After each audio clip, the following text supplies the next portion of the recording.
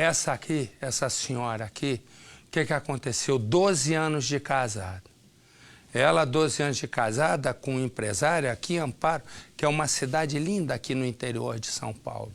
Dá mais ou menos 1h30, 1 a 2 horas daqui da cidade. O casal tinha se separado há cerca de um mês, tinha 2 filhas, uma menininha de 4 anos e outra de 6. A esposa tinha ido fazer um boletim de ocorrência por ameaças, certo? Ela foi na delegacia e disse, ó, estou separado do meu marido que não aceita se separar de mim. E ele está me ameaçando. Ela foi lá e fez o boletim de ocorrência, correto? O que aconteceu? A polícia o que fez? Exatamente o que você pensou. O que aconteceu? Ela morreu. A notícia, a polícia o que fez? Vai fazer agora. Ele chegou no local onde ela estava, chamou a ex-esposa, disse para as filhas, eu vou ter uma conversinha em particular com a mãe de vocês. Aí as filhas entraram na casa. Ele foi, atirou na mulher, caminhou até o meio da rua e tirou a própria vida. O que eu quero dizer é o seguinte, não adianta. Não adianta porque parece no Brasil que a polícia em determinadas coisas, ela simplesmente não se anima a fazer, como se fosse uma obrigação. Quando entra uma mulher dentro de uma delegacia, fazendo um boletim de ocorrência, dizendo que o ex-marido quer matá-la, é óbvio que o sujeito tem que levantar da cadeira e ir para o chefe deles, ó, acabaram de dar um boletim aqui que o marido está ameaçando essa senhora. Vai que vá um policial lá, um. O cara diz assim, vai lá e resolve o problema, vê o que quer. Mas vai lá.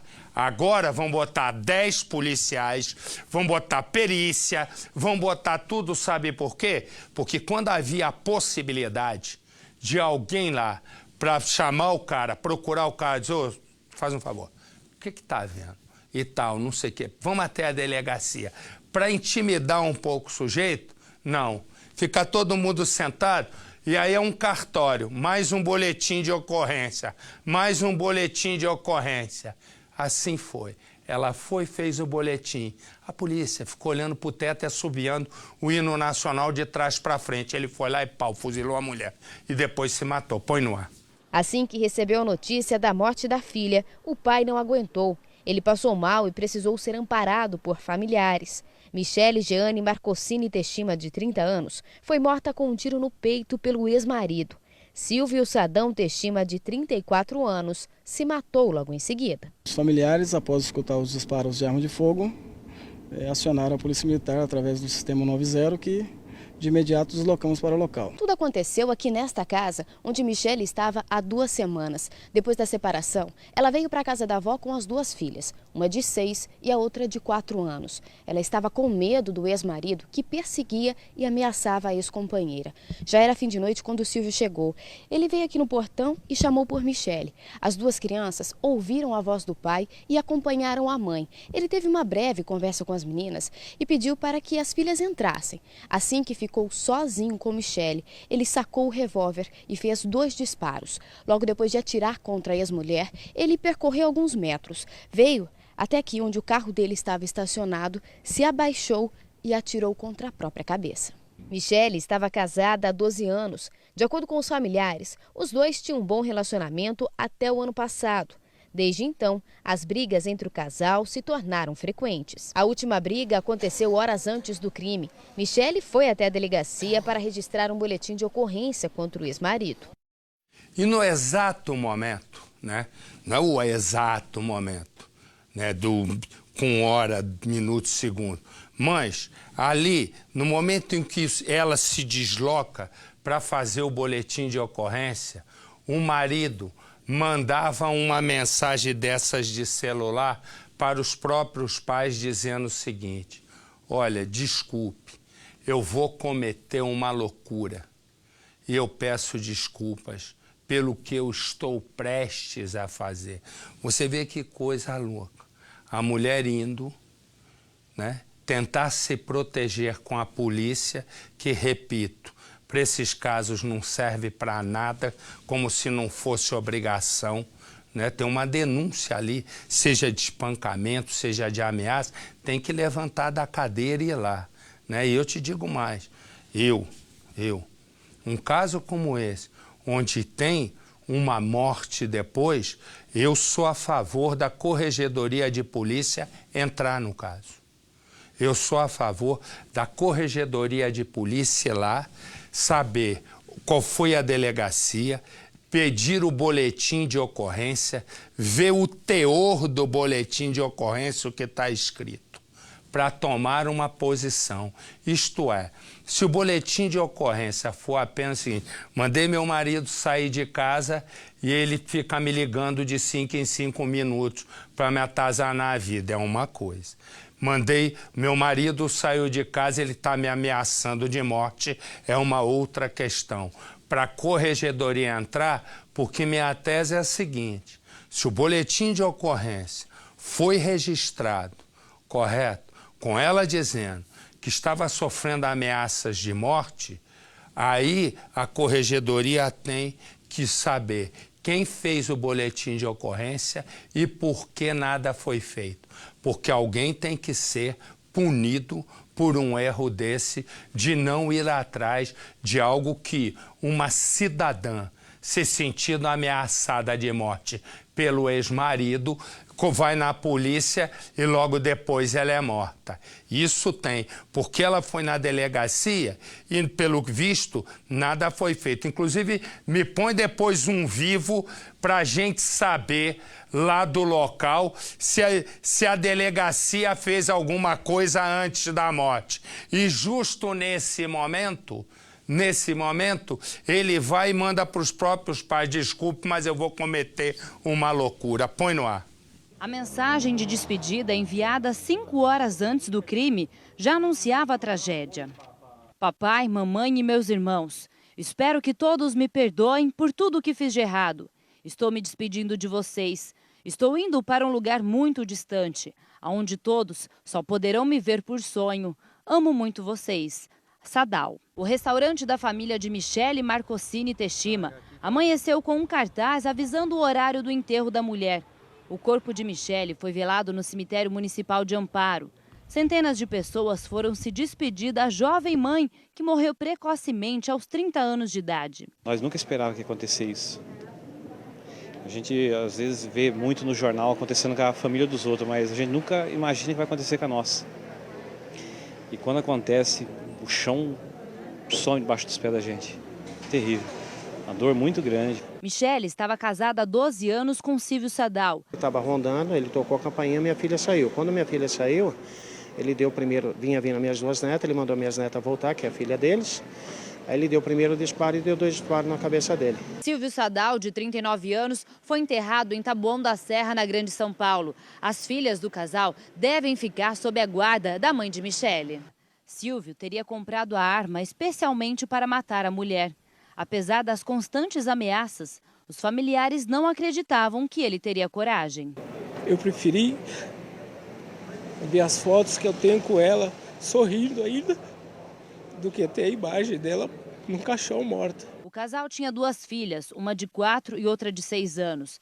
A família ainda não sabe como contar a elas o que aconteceu. Essas fotos tiradas há uma semana mostram a alegria de Michele.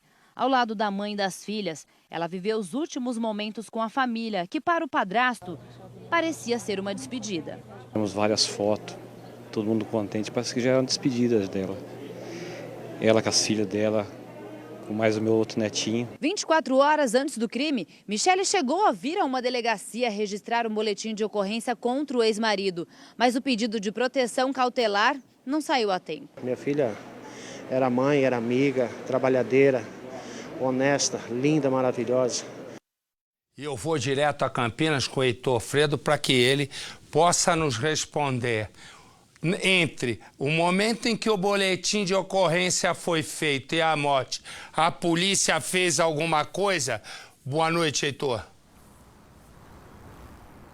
Boa noite, Marcelo. Boa noite a todos. Não. O que a polícia alega é que não houve tempo hábil, já que foi pedido para que a justiça expedisse um mandado protetivo para que o ex-marido ficasse alguns metros afastado, não pudesse chegar perto da ex-mulher, mas não houve tempo para isso. A justiça não expediu a tempo antes dessa tragédia. E a família agora, Marcelo, ainda não sabe como contar essa notícia para as duas filhas do casal, uma menina de 6 anos e a outra de 4 anos. Elas estão morando com a avó materna, com a mãe da vítima, e a família ainda não sabe como contar que o pai e a mãe estão mortos. Como elas estavam na casa e ouviram barulhos, a família alegou no primeiro momento que foram fogos de artifício, rojões que foram estourados e que a mãe foi levada de ambulância porque machucou o pé. Então, na cabeça das meninas, essa ainda é a história do que aconteceu com o casal. A família ainda busca até ajuda psicológica para saber como contar para essas duas meninas sobre essa tragédia. Marcelo? Deixa eu fazer uma pergunta que, evidentemente, é uma pergunta complicada. Eu não sei se você vai ter condições de me responder.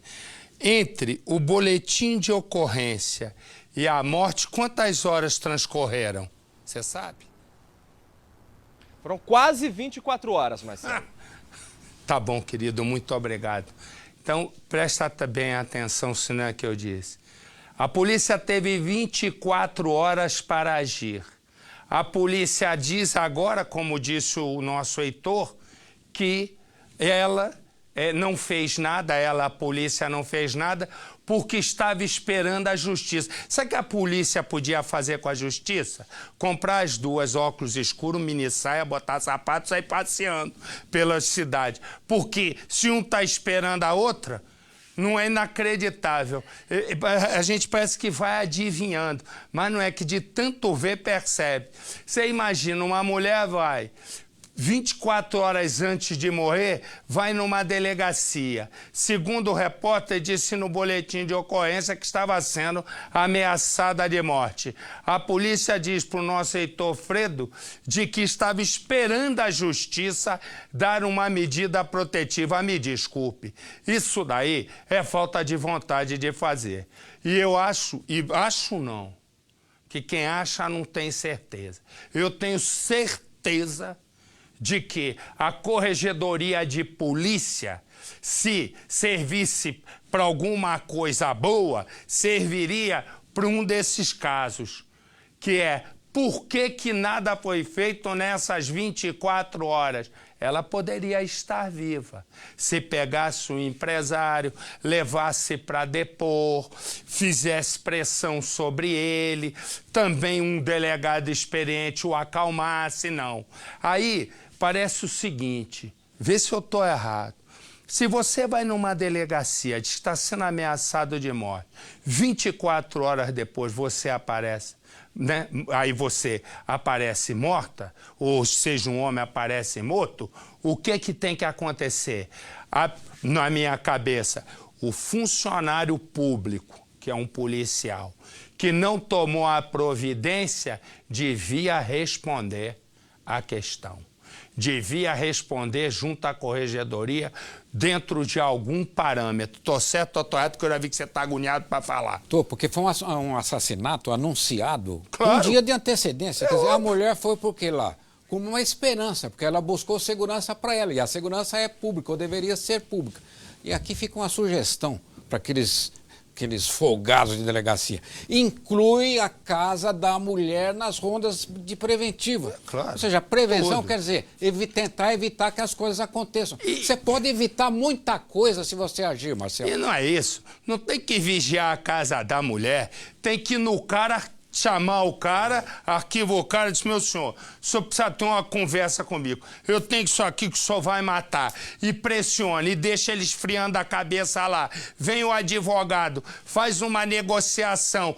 Com tudo isso, você já bloqueia. Chama a senhora, né? Ou vai ao encontro da senhora, minha senhora, ele tá nervoso, dá pra senhora desaparecer aí uns 2, 3 dias que a gente vai segurar? Resumo, tava ela viva, mas ninguém fez nada. Sabe o que vão fazer com a delegacia que fez isso? Nada, nada. Aí assim, todo cidadão tem que confiar na polícia. Qual é a mulher que pode confiar na polícia